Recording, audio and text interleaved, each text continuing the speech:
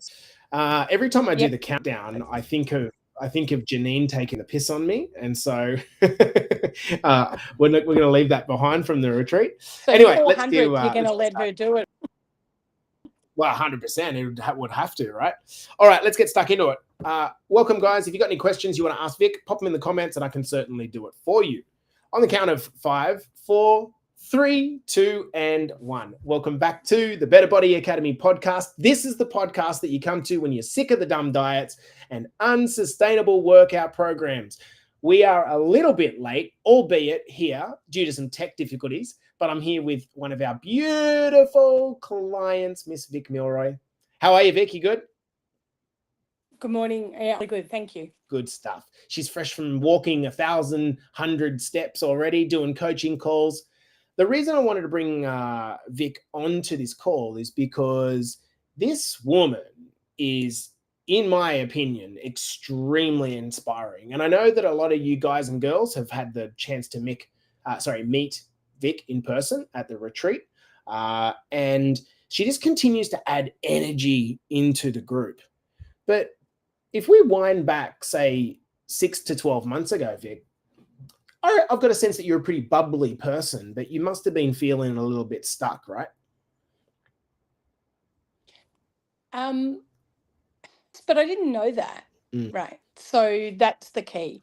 I am that bubbly person, and so what you see is what you get. There's no, but I didn't know I wasn't unhappy. I wasn't happy. I didn't know that.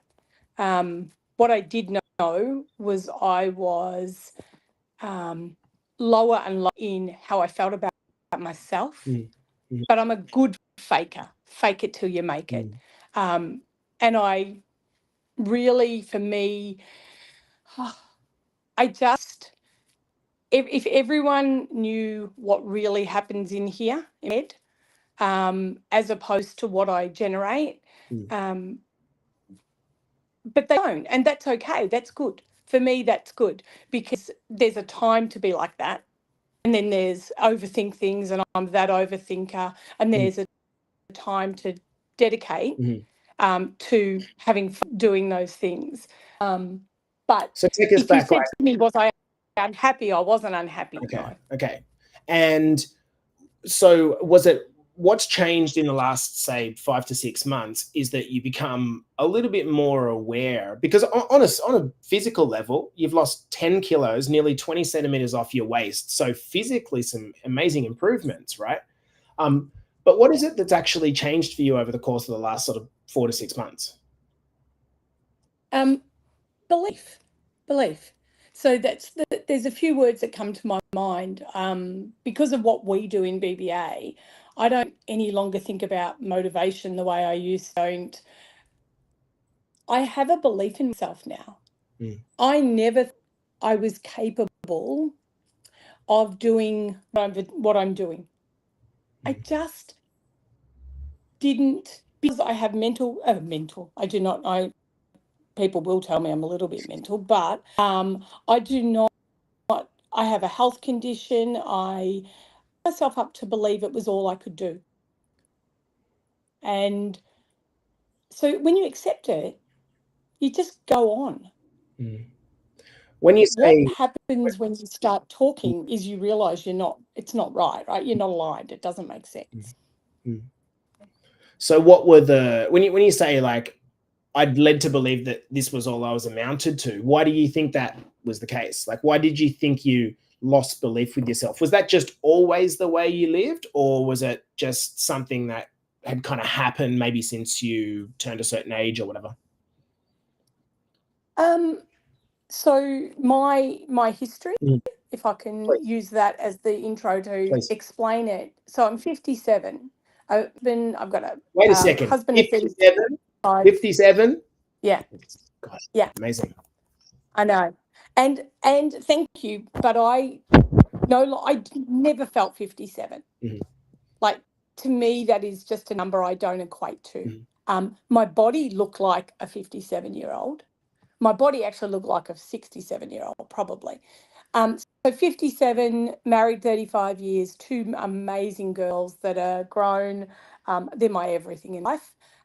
Great family, great friends. But I was diagnosed in 1994 with exercise-induced anaphylaxis, EIA. And most people are grateful to have it because they joke with me that, yeah, Vikki, I'm allergic to exercise, right? But so a joke. It's always been a joke. But what that did for me, and knowing I was going to come here and talk, Jace, I look, right? Yeah, I'm sure all the people that come on do this.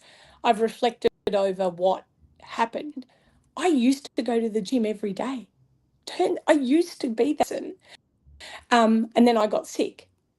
And I used to come out with urticaria, all like hives all over my body. My heart rate would. I've been hospitalized needing adrenaline. And every time I've pushed myself, back with the EpiPen, back in hospital. And so it's a fear. It became a fear. What I knew was two things. I could walk till the cows came home. No problem. Walk, but put me on a hill, I'm stuffed, right? I'm literally going to collapse. So that level of, well, I can't go to him, right? So that's out. So then I stopped doing that. Then for many years, but I also then stopped walking, and a little bit of that rolling effect, right? Stopped doing that. Then I gave up. I gave up on the walking. I got a little. I'm a horse. I eat like a fucking horse. And I don't. And then one pack, one bit lolly, one thing.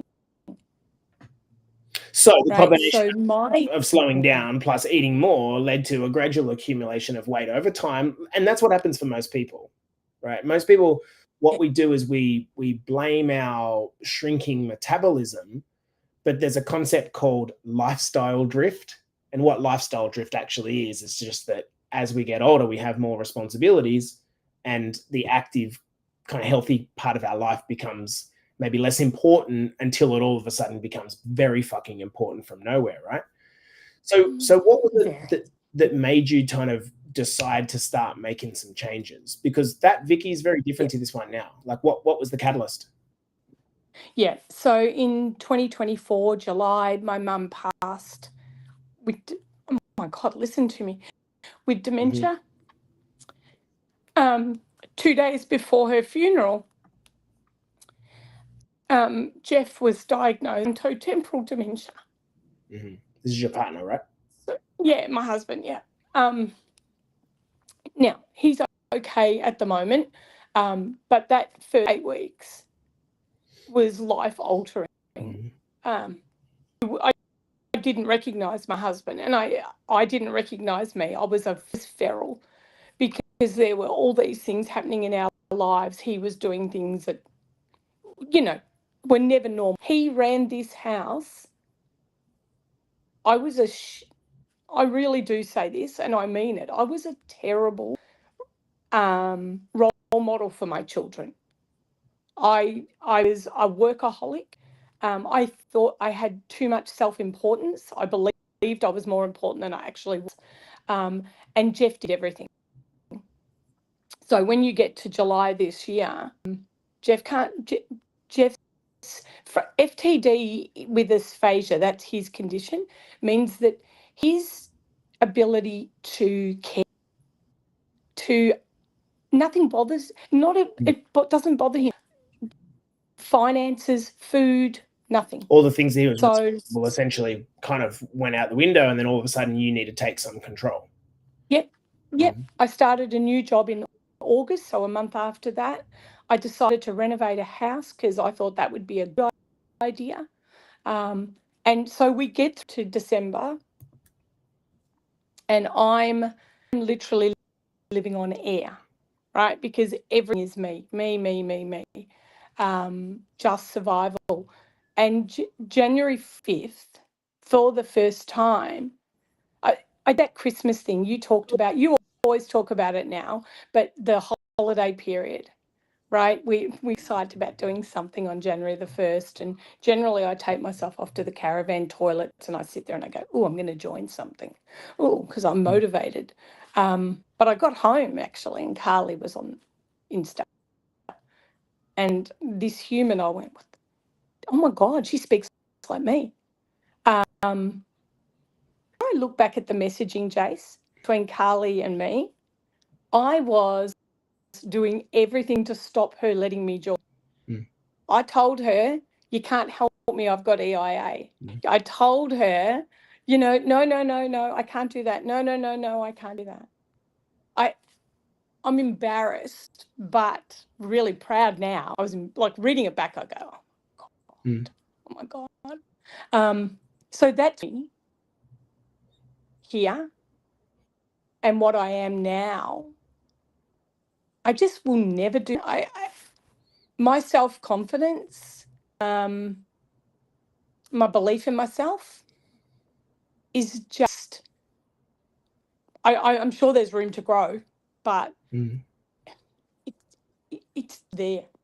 It's there. I know what I can do now. So can we, like, I want to dig into it a little bit, because I think every person feels like that. They think that they're uniquely broken, right? It's a nice way to put it. And I totally get it. We all think we're the busiest person in the world. We all think our situations are just like, why me? Like, and that mindset of feeling like a victim is something called learned helplessness. It just basically means that you've learned to think that, you know what, like, my life circumstances are my life circumstances. And in your case, and in many a case, the situation of the life circumstance is not fair. If I look at all the individual clients that I know and even our coaches, it's just like, man, some of the life circumstances aren't at all fair. But the only way that you can move past that is to ask yourself, no, it's not fair. And now what? Because life's got to go on after the, and now what? Your mama passing, your husband getting essentially a condition which is degenerative and is really hard. And now what? And so you decided to do something about it. What gave you the hope or the willingness to kind of lean in initially? Because I think that first 4 to 6 week period is where a lot of people are still very skeptical, and totally reasonably. What gave you the kind of feeling to lean in? I'm pretty ballsy, right? I'm not, what gave me? I think I was scared of what my future was going to look like. I have to be everything to everyone now. I don't have that. Back up. Sorry. I don't have that layer of support that I had. My life looked different. So there were 2 ways to go. Continue doing the same shit and have exactly the same results, right? Or do something different. Take a chance. And that's what it was. It was just a chance. It was talking to the boy who signed, the gentleman that night on the sign-up call, and going. And again, I did the whole, no, give me a sec. No, I don't think I'm ready. No. And then typical Vikki fashion, I went, fuck it. I've got to try. I have to see if there's some way I can be better. Did I have faith in the program? Program I probably didn't work because it ticked everything logically that said it made sense. I'd written off the fact I'm not going to the gym. I'm just going to walk and do nutrition. I didn't have faith in that. That's why the commitment mattered. This is a really good point that you raise, because what I've learned is there's 3 levels. You can have faith in a coach, you can have faith in the program, and they might be proven by past results. But if you have no faith in yourself, you've got to borrow that faith from somewhere. You got to borrow. Yeah. And in a lot of cases, I think the easiest way to do that is to, okay, say, well, if she can do it, I can do it. Or if he can do it, I can do it. And you might not believe that you can do it at that point in time, but if you can lean in and just try to keep it as simple as possible, amazing. So let's talk about the kind of early results. Like I said, you've got some fantastic physical results. What do you think's the thing that has changed the most about what you're actually doing? Like practically, what are you doing differently? So forget walking, because for me that is just the first non-negotiable that I entered into. Yeah. I'm eating I'm eating more, not hungry, not snacking, but not missing it. Mm. So the thing that you think is going to happen, sorry, I've learnt to love my food rather than just Mm. gobble it in Mm. like a pig. I make sure, because I love food and I eat a lot of so food, and why that works obviously is because it's the trifecta, right? It's the 80%. I can nail the 80%. Mm. So for me, that's the thing I didn't understand, my relationship to food. I had done Weight Watchers, I had keto, I had done I've Fasting and intermittent fasting. Mm. In fact, intermittent fasting is the thing I credit with giving me stopping putting sugar in stuff, and I haven't had a soft drink. I haven't had a soft drink since 2019. Right? I drink soda water. I not even a Diet Coke until I came back on this program, and now I drink diet dry ginger ale. But Mhm. that was the only thing that IF did for me. And yes, I lost some weight in that. But when you so the conditioning and what's acceptable. I'm a really good learner. I think if you asked, like, this program fits for me because it makes sense. My brain can tick things off and go, Mm. yeah, This I is knew that. this is That, of course. yeah, this is why I think it's important to not just have a plan. And in many programs, you'll be given a plan, and the plan is cool. But the problem is, if you don't understand it, you don't understand what's behind it. This is why the education piece is for us so important. This is why we do a podcast and do workshops. It's like you have to understand not just what, but why. If there's Oh conviction my behind God. it, you do it. The challenge is with this, Vic, is that you were probably at a point where in your life, because of what happened, you felt like my only option is to do the work. Yeah. But Yeah. most people, and it's not a criticism, it's just a fact.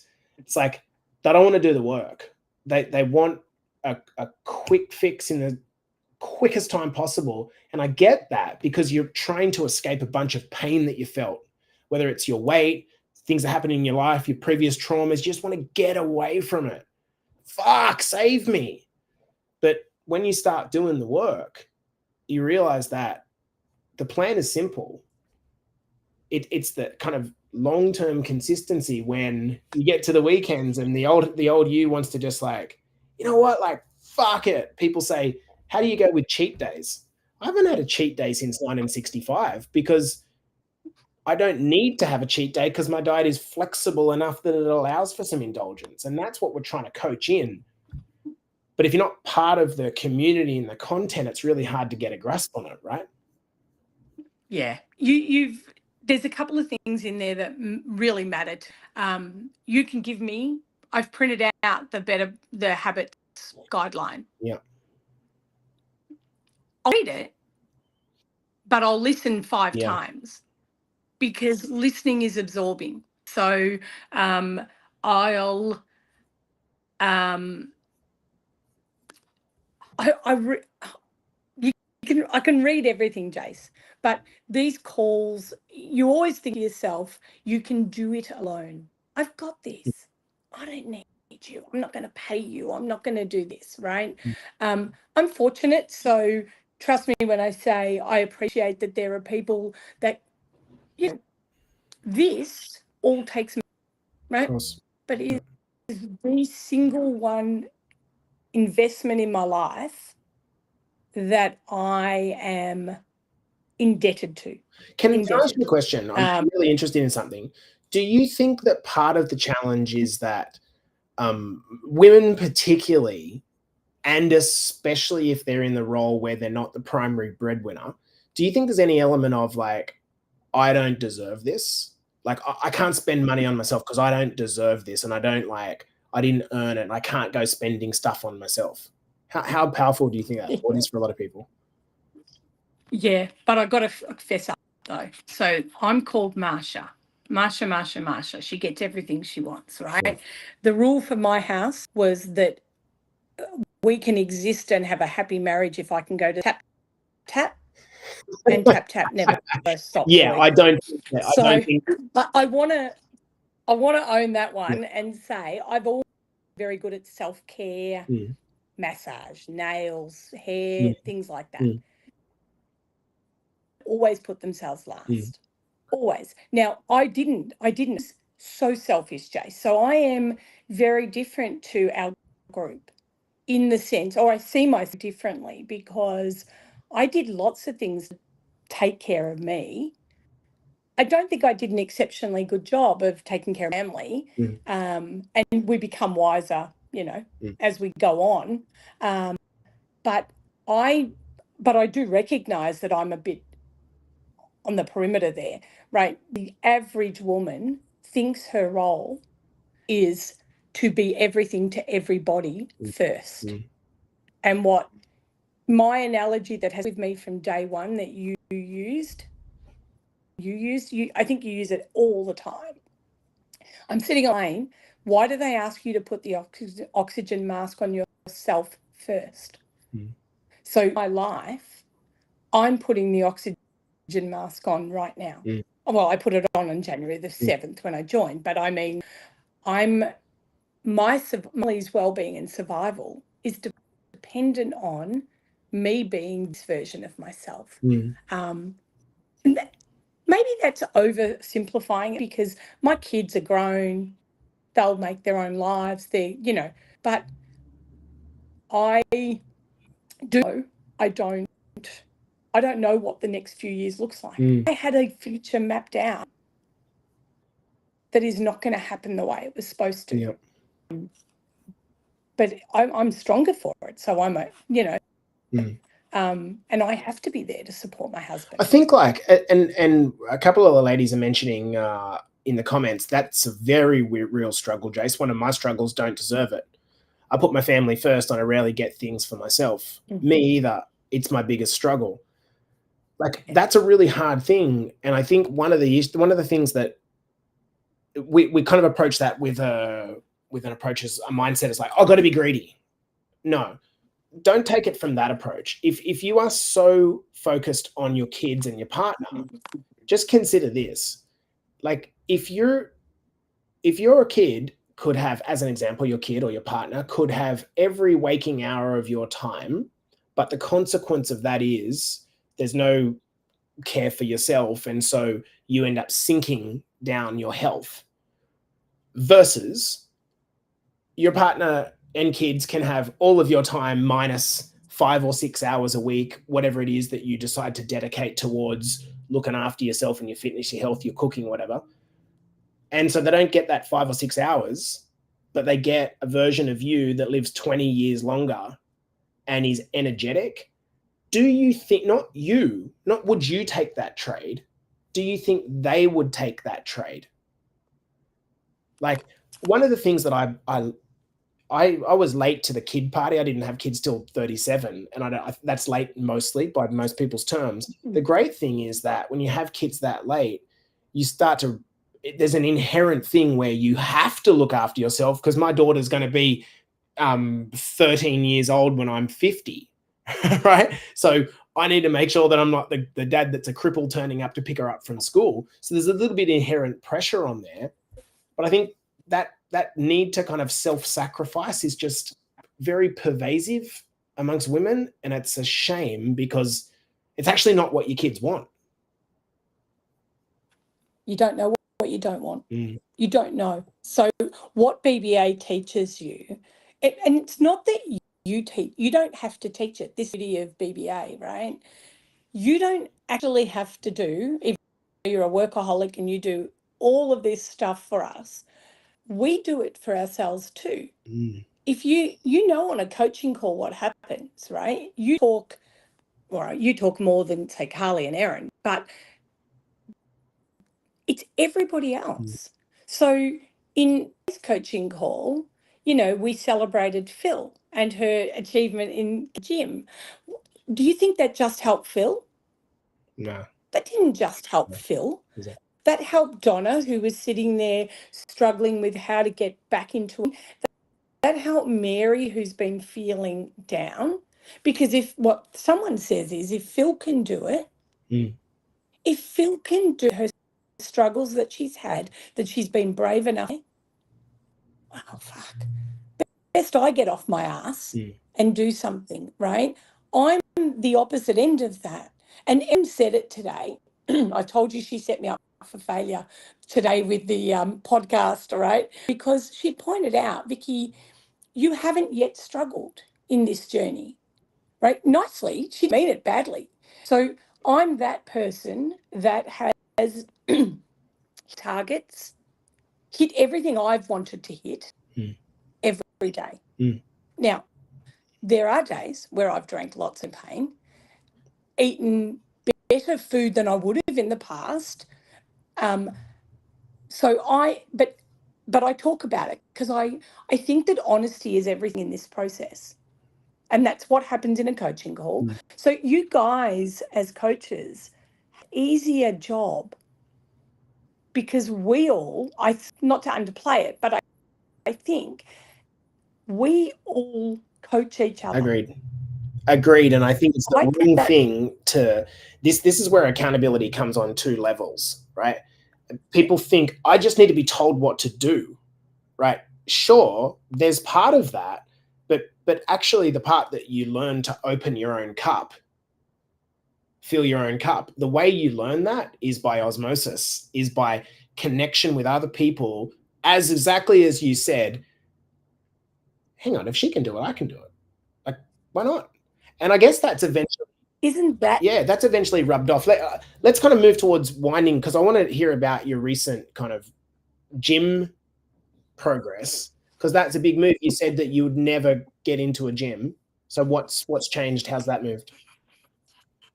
Gym is, my liberation is. So the reason I couldn't before, I understand more about myself now than I did.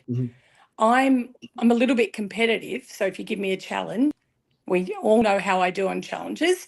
If you give me a challenge, I'm going to achieve it. It's just a non-negotiable for me. It's crazy, but it is. So go to gym, watch people do what they do. So listening to those early podcasts and listening to the Davis Jace, when you talk about, comparisons, the thief of joy is my other favorite one. I stopped looking and I started doing. And then I started light, and I never suffered the pain that everyone talks about. They come out of gym and they're sore because I'm obviously very, very careful, right? No, because that is a really, really, really, really, really understated point right there. Most people think they've got to go in and go from zero to hero to actually see any results. That's not right. When you haven't been in a gym before in your entire freaking life, all you need to do is the tiniest little bit, and that's enough to move the needle. If you just keep moving the needle just a touch over time, I think, again, it comes back, Vic, to we're trying to rush the process, which is crazy because when you've been carrying weight or you've been out of shape for 10, 20, 30 years, why do you think you can undo it in 3 months? Like, it's because our brain is wired to think we need the fix fast. Yeah. But we don't. And gym experience, because I know we're running out of time, that gym experience for me, Jace, is the single biggest, like if I could blow my own trumpet any higher, my kids came to me, I'm worried, you're going to gym, you're going to have an attack, please don't. I am no chance of having an attack because I'm doing that extra. I walk in there and I own that gym. I own it, right? And people get in my space. You know that I don't like people on my treadmill, right? My treadmill, I get shitty. I'm building a sign of that treadmill that's going to say Vicky's. So if you gave me nothing else, if you give me nothing, you've reignited my love for my being and my, something that sets me off. Yeah. But I wanted to there are two things that you don't understand the value of. Well, I want to make sure that you as head coach guess what you do. We are a sum of everything that you build, you and your team. If I can tell you that the single best thing I've done for myself joining BBA was immersing myself with my team in my group. I don't scroll Facebook anymore. I scroll my page. I scroll the team. My goal, and I think I do it, I'm starting to realise, you called me self-deprecating at retreat, really started to think about that. Sorry, excuse me. I feel that my goal, my purpose in the group is to provide not motivation, encouragement, Yeah. but also to just be present, because that's easy for me. It's the easiest thing I do. So don't worry about nutrition, because you've got that. Don't worry about, they're the plan, right? The plan, nutrition, steps, resistance. I'm down for that. What you've created in here is the jewel in the crown for me. My mental health is better because I get on a coaching call. It's better because I listen to a podcast, and therefore everything flows for that. So I hope that's what I give everybody in the group. Tell me I do, and I love it, and I'm so humbled by the lovely words that they say, but they're sincere words, right? Everything I say is so heartfelt. One of my mentors once told me, Vic, that the ultimate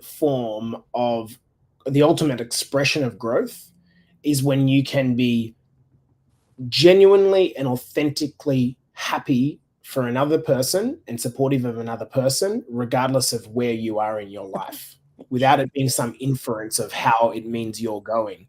And isn't that true? I think it's a really good point to finish on. It's like one of the things that, and I'll thank you publicly for it, is, and that's why I wanted to get you on the podcast, because a lot of people think, oh, like, I'd love to have that positivity. I'd love to have that optimism. And then they wait for the positivity and the optimism to come to them.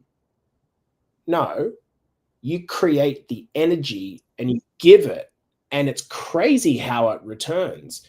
If I can, name numerous people that have done that over time, and they've become kind of like popular, and it's not a popularity contest, but what it actually ends up doing is supporting them in their transformation, because they give, and then when they go missing and they go through a little bit of a hard time, people DM you and say, Vic, are you all right? Like, just noticed you've been a little bit quiet. Have you had that? Well, clearly I haven't gone quiet, so that's not a problem for me. But I was going to say today in our coaching, that I don't worry. Erin said, there will come a time where you'll fall off the wagon, but I've got the Karens, I've got the Nicks, I've got Amanda Lavsky, I've got Donna, I've got people, I've got Nat Trotner that, who I helped at the very beginning, and friendship has grown. My pride in her is like insane. I feel like when she wins, I win, right? It's incredible. So if I go missing, I've got all these people. I guarantee it. I don't even worry about it. That will be going, hello, where are you? Where's your post? Yeah. What are you doing? Are you okay? Now I do have that in real Facebook. People have asked me what's wrong, why I'm not posting shit in Facebook. FYI, there's nothing wrong. I just surrounding myself in things that help me. Yeah. Help me grow. Because you become what you eat, right? And I think what a lot of people do is they don't understand the impact that the external noise actually has upon them. Now, an example of this is like people will say to me, "Oh, did you watch the news last night?" Like, it was like, "No, I got no fucking idea. I have zero idea." And I'm not critical of a person that watches. You do what you want to do, but I don't want to sit there and listen to death, murder, rape, weather, sport, feel good story. Like that that's pollution for my optimism, right? If anything, I want to delude myself with brainwashing myself with good shit. And so if you're listening to this, right, just ask yourself, like step back from this podcast and maybe have a think about what you've listened to here, because I think this will resonate a lot with women, not with men, right? And because men just have a different way of viewing things. Just listen to what Vic said here. Like, keep it simple. Number one, if a person can do it, why can't you do it? Number two, immerse yourself in some community. Number three, like, just be willing to be ruthless on cutting out the negative shit, because if you put your ear to negative, people will give it to you. People are always there to waffle and give you shit. You just got to be willing to go, yeah, okay, cool, and just turn it off. Focus on what you can control. Vic, I'm going to leave it there, mate. Thank you. Have been absolutely wonderful, albeit shithouse with technology. So thanks to everyone. That will be my byline. That will be the best. We got plenty of people sticking around in the comments saying, this is fantastic and exactly what our community needed. So, guys, this has been the beautiful Vikki Milroy coming to you for a midweek podcast. Thanks, Vic, for joining. Thanks. We'll see you guys in the next episode. Peace. All right, team. So we've still got all the girls still over 20 odd girls. If you want to ask any questions, feel free to pop them into Facebook in the questions, and I'll answer any and every question that you guys have in here. Carly says, you're one of the most supportive women in this academy, and it's people like you that make our community what it is. Absolutely. Lisa Marie says, what a woman. Couldn't agree more. Kerry says, fantastic. Karina says, legend. I love when girls call girls legends.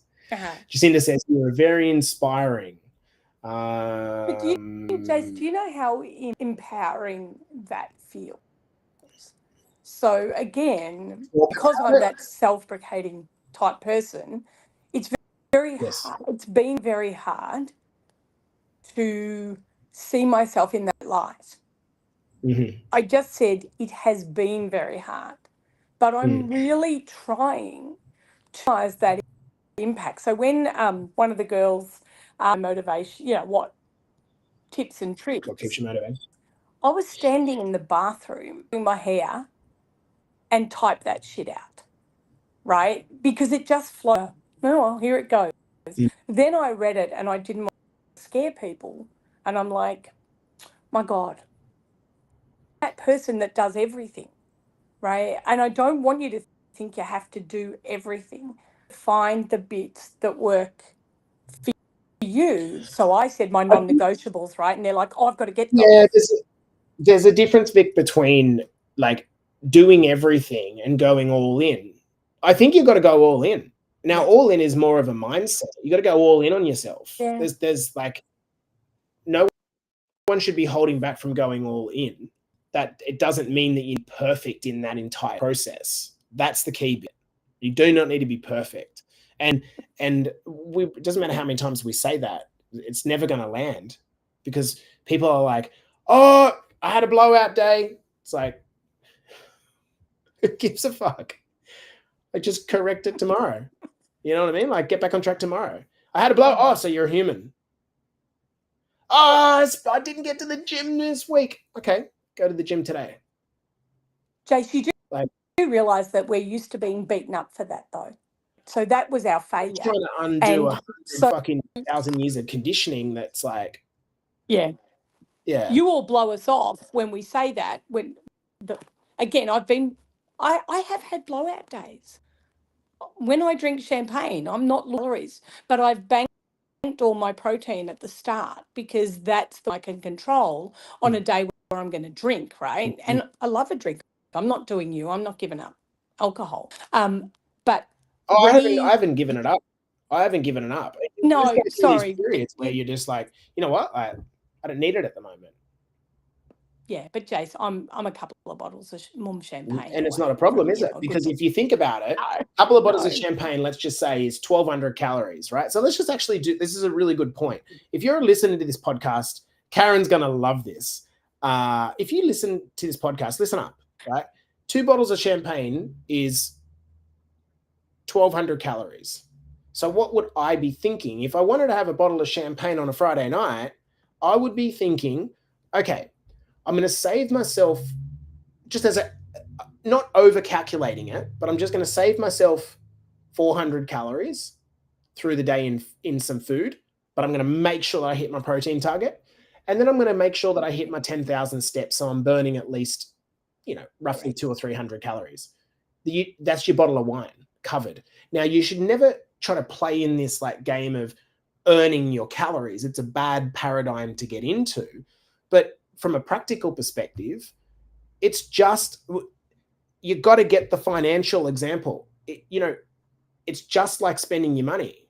If you've got $100 to spend today, it doesn't matter whether you spend it at the end of the day, at the start of the day, all on one thing or on $100 things, you still spend $100. This is the key bit, that if you get confident in understanding calories, man, it becomes so freeing. It becomes so freeing. It's everything. Like I said, nutrition mocked you at the start, because my best friend that I talk about, always been careful about calories. And she's like, oh, now you're finally on my journey. Yes, but and the difference is I eat.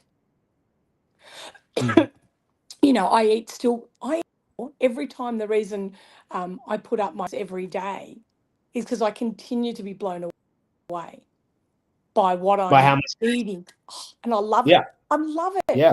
I don't. Yeah. I look at some ladies' plates. Their version of 200 grams of veggies is very different to mine. So I'm not. My scales, I promise, say 250, because I love weighing. Do you know how satisfying it is to guess your weight? Put the weight things on. Go. Oh yeah, I've got about. You're a mental case. I am an absolute lunatic. Yeah. But again, like, it's the discipline that gives you the freedom, and it's the lack of discipline that keeps you stuck. And in one of the things we talked about in the Better Habits Blueprint course, if you get around to watching it, one of the things that is just like key is there's an attrition, right, of who is willing to do the boring shit so they get the great shit. Like, one of the things that's helped me is that I'm just willing to be so fucking consistent. Just like so consistent over 30 years, just consistent, and consistently boring, right? But then people like go, oh, you're in Bali? Where were you? Fucking Italy last week? Oh, where? It's like, it's because of the discipline, and that it's messy discipline too. It's like, as an example, it's like, holy fuck, Vikki, I'm trying to get the call ready for 6:30. I promised my clients I'd be 6:30 at 6:45. Vikki's still on the call. Fuck, I'm stressing. And then I'm over here going, I haven't had a piece of content yet. Before this call, I'm on to my coach and I'm like, coach, I've got to cut you off here because I've got to get on a call. It's like, it's messy. It's so messy. But what we see is on Instagram or Facebook, we see the polished version and we compare our messy, shitty version to the polished version and go, what's wrong with me? Yeah. Nothing wrong with you. It's why I say, Jace, you know, what you see, remember that what you see on Instagram, or Carly actually, we see that at retreat. The ladies that didn't get to come to retreat, Carly was the quietest, wasn't she? Yeah. You know, it was, and then all of a sudden you'd get bits of Carl's, you know. Yeah. What you see. As an example, can I just hit that point, right? Did you guys expect Carly to be walking around like at every corner serving you dinner and going, here's your fucking dinner? Well, I was waiting for the cottage cheese. Well, but like it's sound grabs, right? It's sound grabs, right? And that's what's necessary to bring an audience. But at the same account, like that's on the front end. When you get in the back end, immerse yourself, like talk to us and just take the messy action. Jesus, like let's make it really fucking simple. Yeah. Love you. I love a comment here from Nat. New day, reclaiming my mindset, going back to my spirit animal, and the belief that slow and steady is the way. It is. Is that Nat Trotner? It is Nat. That's my girl. That's my girl. And you know what? She put a post up saying like, you know, I'm struggling with my mindset. Yeah. You know what? I get it. For reasons over the course of the last month, you guys know, I've struggled with some things. But I don't keep saying to myself every day, oh, I'm struggling with my mindset, I'm stuck. The thought comes up. Definitely the thought comes up. Oh, fuck. Is this going to change? Whatever it is. And then I'm like, nah, it's awesome. And people say, oh, I don't want to fake it. I don't want to fake it. Well, what do you want to do? Lie in a puddle of piss for the rest of your, like, and just like bathe in the piss and just wonder why things aren't changing? Life is hard, man. It's fucking hard. Jace, we put on our girl pants, right? So you got to put my big undies. You got to put your big undies on. You've got to get out there and believe that you're better than you are, right? Yeah. Or feel better than you are, not that you're better than you are. And what comes from that, if you get 5 extra good minutes, like if you just stop thinking, if you just go and find another post where someone's feeling good and they talk. I know Nat, I feel like she's my baby now. Yeah. I know why she put that post up, but I also know she's got all the tools now to lift herself. I know that I can look in a mirror today, and even if I've had a bad day, and I haven't had many, God bless, but I am so proud of myself, right? So proud, and know that I can actually just take anything on. Look at Nick Connolly. Nick's just gone and joined a course. Legend. We are. Can I show you something as a tip, Vic? Let me show you something as a tip. So ladies and gents, but ladies, if you're watching this, I'm going to just give you a screen share. When you are struggling to get into momentum, you can see my screen now, Vic, right? Here's what you do. You go to the group and you search your name, Vikki Milroy. You can search your name and then go and have a look at yourself being so fucking awesome. Yeah. And then you got to say to yourself, holy shit, this is what I've done. Oh my God, look at me. Look at how consistent I am. God damn, look at how consistent I am. And so if you go through one of those patches where, okay, it's tough, just go and remind yourself how you've actually been on this journey. And it's not just about the last day or two, it's about the entirety of the journey. I could talk like a couple of wafflers till the cows come home with you, mate. But we're going to cut it off, and I need to actually get and do some work. And you probably Been great. Yeah. Hey, well, some of us have to go to work now, Jace. Well, mate, I'm here. Dylan, thank you so much. I appreciate the hell out of you. Thanks for coming on the podcast, Vic. That was a banger. Love you lots. It was amazing.